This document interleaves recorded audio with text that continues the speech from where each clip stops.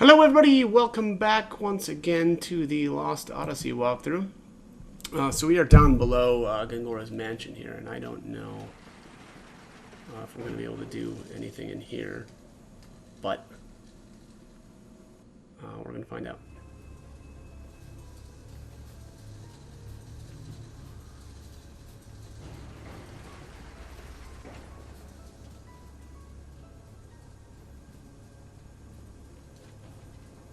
Oh.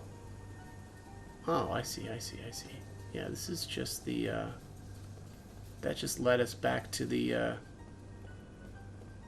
yeah, we've been up here before. Okay. Clunk. Bum, bum, bum, bum.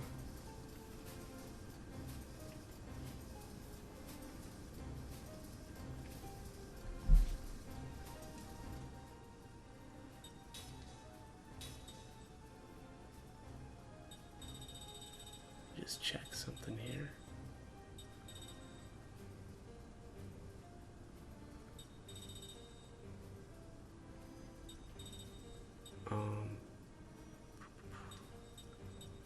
Is it a component? I'm looking for the magic capsules.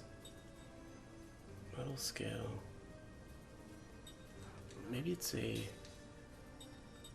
accessories, treasures? Nope, valuables. Here we are. Tablet, fragment, precious metal. No, it's this Backyard Theme magazine, which also features a combat comic. Okay. Huh. Okay, well. Ooh, magical lock key.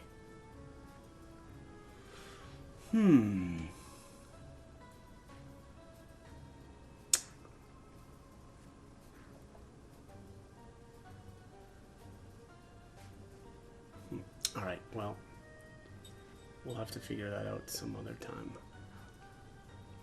Oh, wait, magic, I thought, isn't a magical capsule just a... Well, that's a mana capsule. Healing tank.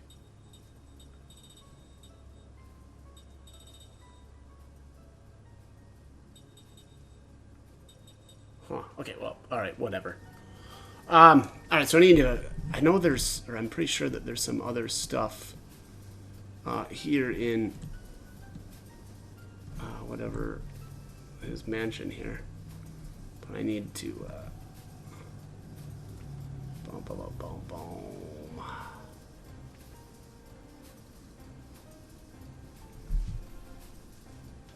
Alright, we need to find Gangora's study room. Whatever the crap that is.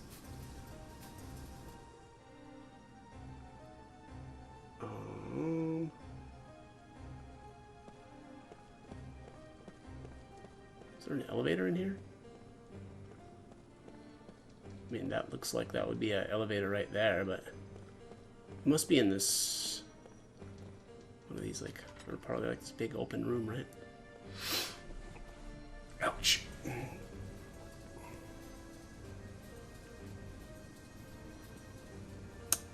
research lab. What's up here?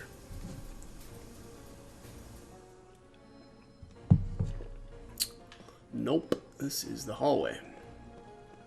We have already looted this stuff.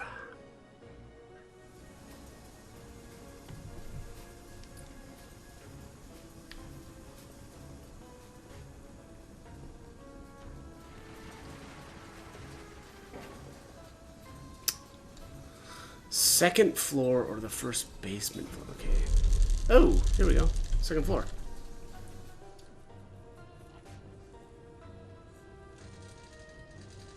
Here we go.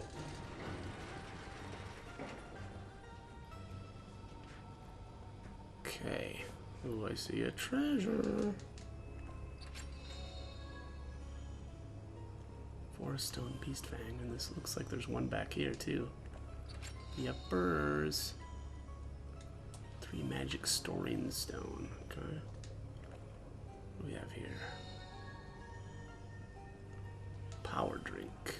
And that looks like the memory thing that he had downstairs too. What's this thing? It's a magic device that can record thoughts. Gangora probably used it to record his research. Shall we check what's inside? Eternity is amazing. Do not have fear of death. As long as I am in this world, I am immortal, akin to a god. I am this world's time and history in one person. However, to remain so, I must destroy the Tower of Mirrors. But if I do, it will break the link to the power of my home world, and I will lose the magic energy in this world. If that happens, my immortality will be swept along in the flow of time. I need to create a magic energy engine in this world to replace the Tower of Mirrors. An engine would stamp out the interference from my whole world and give me access to even more magic energy here. First, I must establish a power base to ensure that this world runs according to my will, the royal house of Ura. I can position myself into that house to gain power and manipulate the people with that power. And the magic energy, my place as a god shall be guaranteed.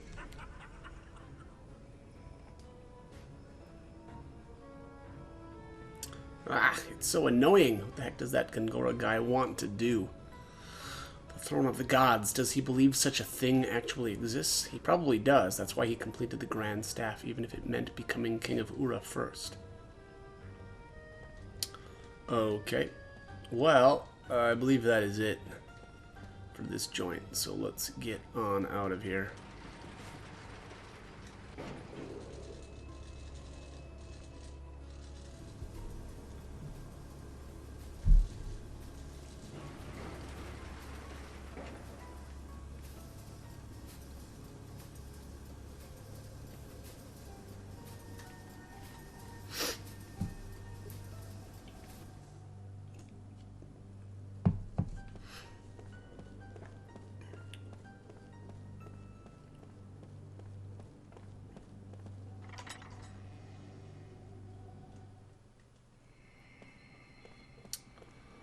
Alrighty. You know, I'm going to save my game over here, just because it actually has been a little while since I've saved.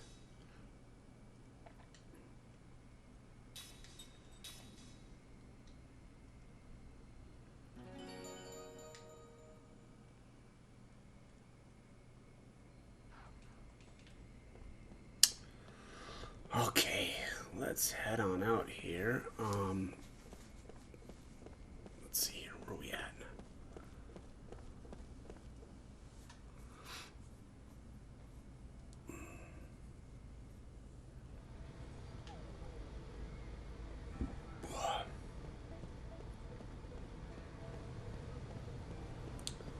Boom, boom, boom, boom.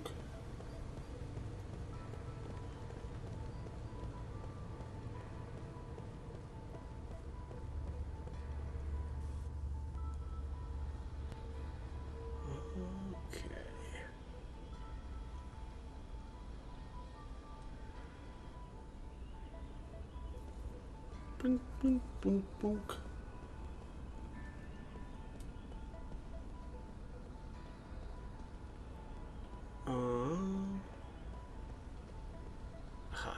Let's go, hang on a second.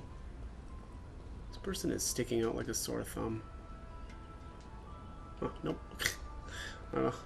Thought maybe she'd have like a quest or something, but apparently not. Alright, let's talk to this guy and we'll go to the Great Gate so that we can get out of here. Boom, boom, boom, boom.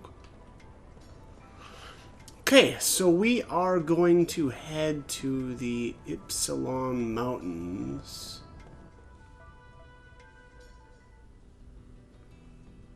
Ypsilon Mountains. There's a dream here, apparently. Ow! Goodness. Alright, Valley yeah, okay. This is... So definitely go to the North Ypsilon Mountains, because that is where the dream is at. I'm really tempted to just run, but since I just assume, you know, we're gonna one-shot everything, kind of feels like we might as well just kill them all. Flap.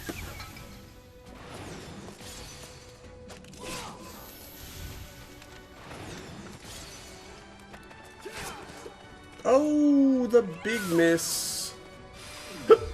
Poor Tolty. Oh, excuse me. Looks like I still have work to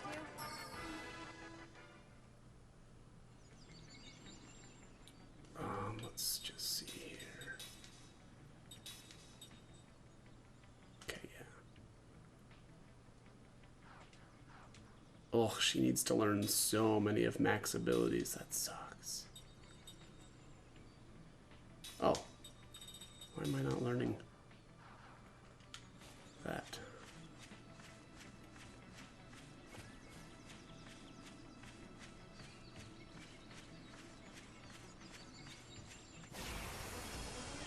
Oh, and why am I not dashing? Jeez. I don't know that you have to stand and fight, but if you really want to, I won't stop you.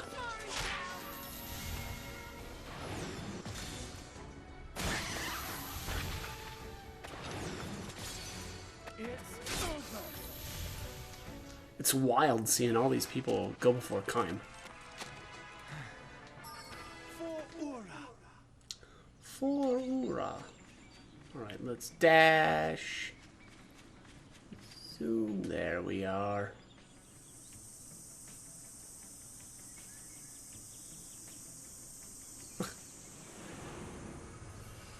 Kaim recalls a memory that was locked deep within his heart.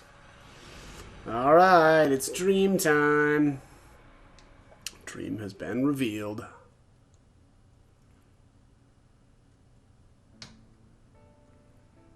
A chorus of cicadas. The forest is home to a priceless treasure. A marvelous and exceedingly rare creature lives here. You could search the entire continent and never find another such habitat. Of course, the value of our treasure is not apparent at first glance. The village elder holds up a cup of liquor made from fermented berries as he speaks. His ancestors have kept watch over this tiny village for generations.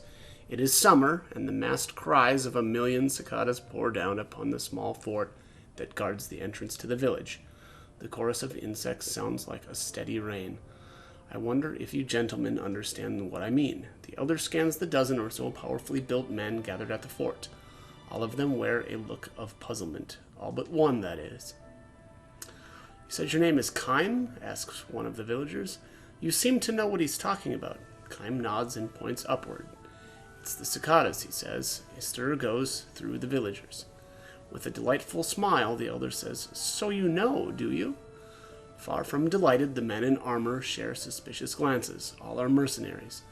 They have been hired by the villagers to protect the forest's treasure. Hey, wait just a second there, rumbles the voice of one soldier, perhaps emboldened by the liquor.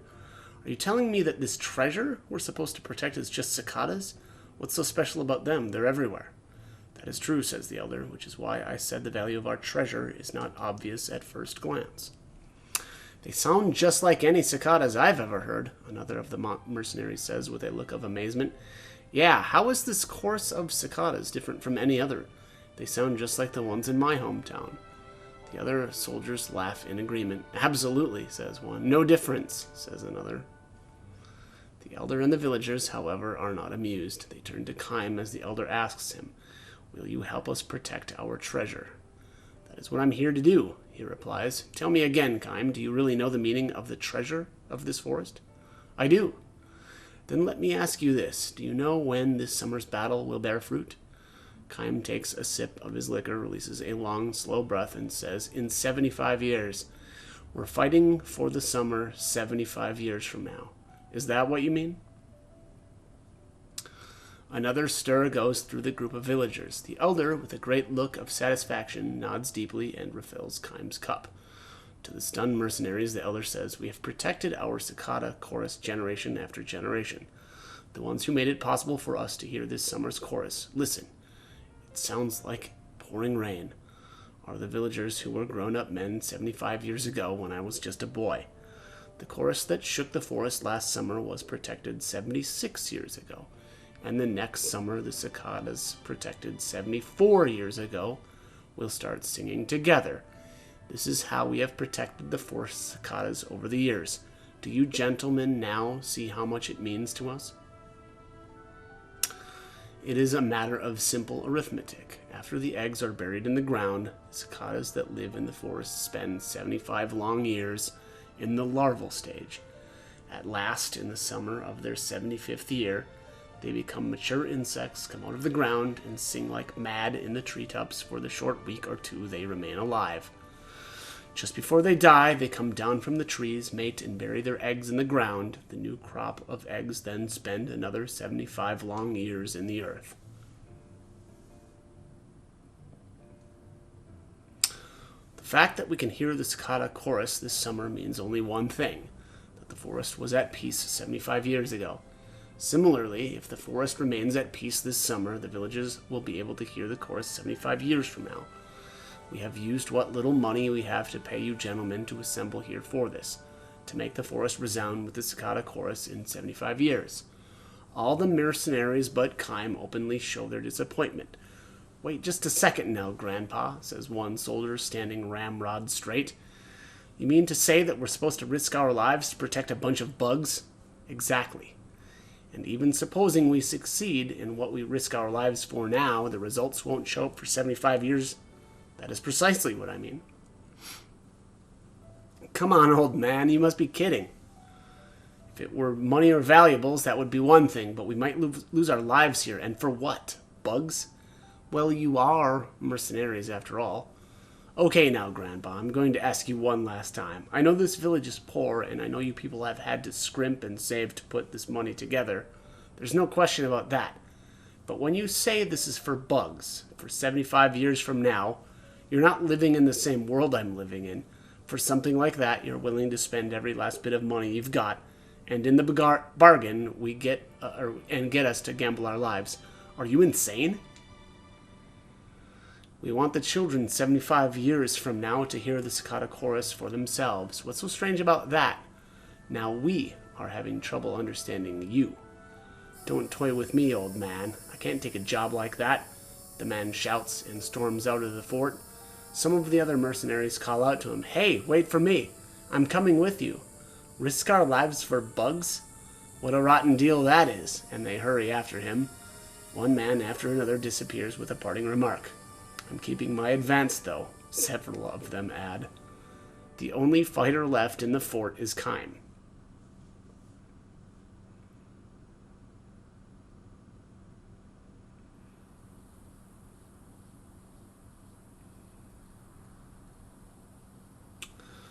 The downpour of cicada cries continues unabated. The whole forest sounds like one gigantic creature.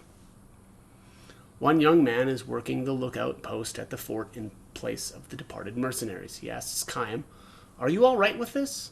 "I'm fine. I knew what I was getting myself into." "I heard after they left, those men are a bad bunch." "It's true. They're really in it for what they can get after the job is done. They're fine until they finish protecting the village from the enemy. Then they start asking for bonuses.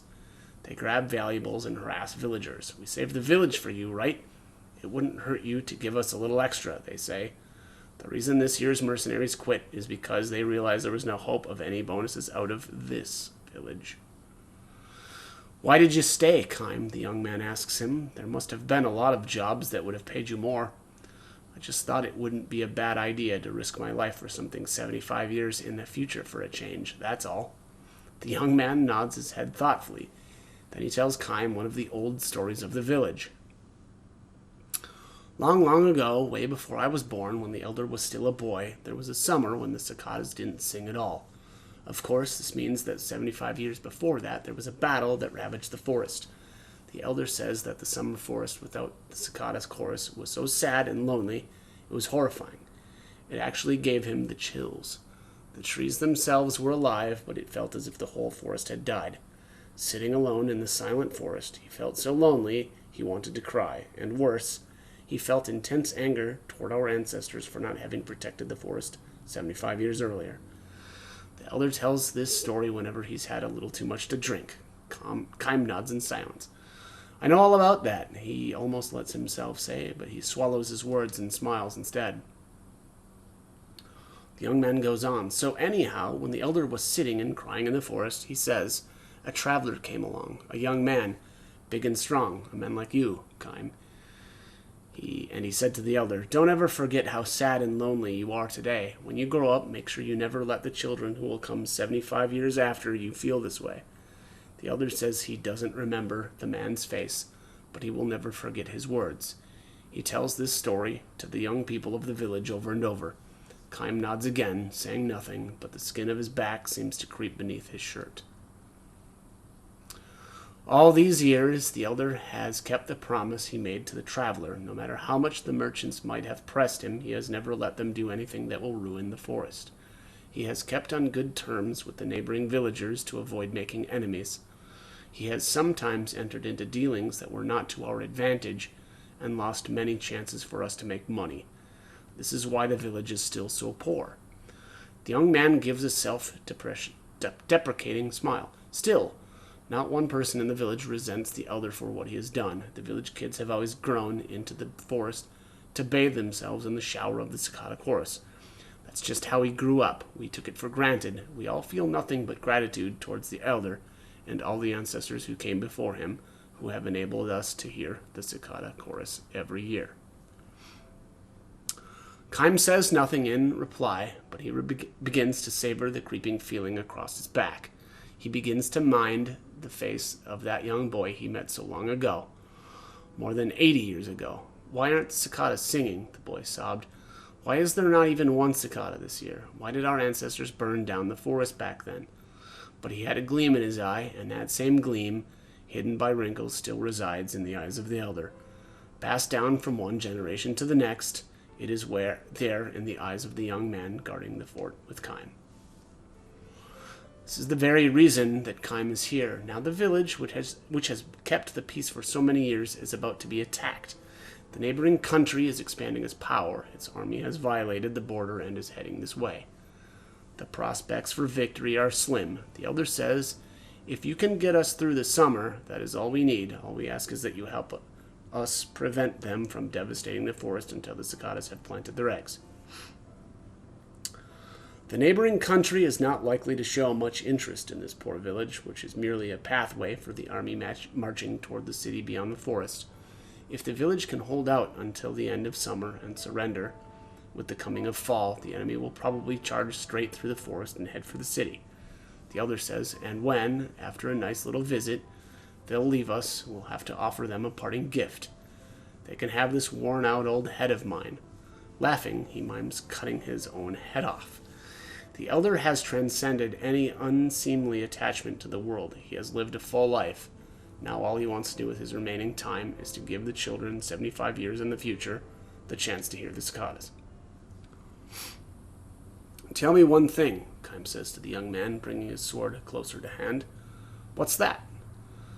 When you're a grown-up, will you be able to bet your life on a future that is still 75 years away? I will, he replies without the slightest hesitation.